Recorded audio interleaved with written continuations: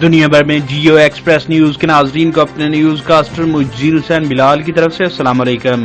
خبر شامل کرتے ہیں ضلع منڈی بہاؤدین سے، جہاں all Pakistan hydro electric worker union CBA کے پلیٹ فارم سے گوجرانوالا الیکٹرک پاور گیپکو کے زیر انتظام سب ڈویژن اور سرکل کی سطح پر گیپکو کے الیکشن۔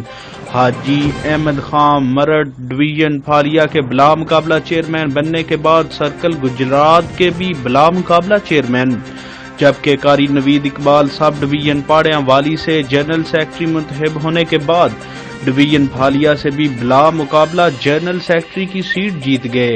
ملازمین نے اپنا حق رائے دہی استعمال کرتے ہوئے سب division Pariyan Wali Khalid Mahmood Bajwa chairman, Azhar Hussain Tarar vice chairman, Qari Naveed Iqbal general secretary, Shoaib Ahmed Safra joint secretary بلا مقابلہ جیت گئے۔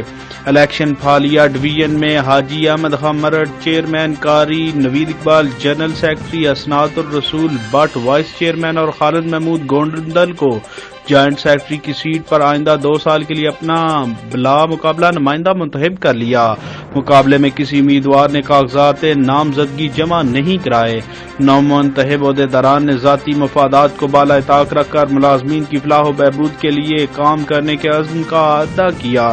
اس موقع پر حاجی فرخ جوید سرگودیا اور شاہد عمران نے نومنتخب عہدیداران کو مبارکباد پیش کی اور دیگر ساتھیوں کی جانب سے اپنے پینل کو بلا مقابلہ کامیاب کروانے پر ان کے حسن انتخاب کو سراہا۔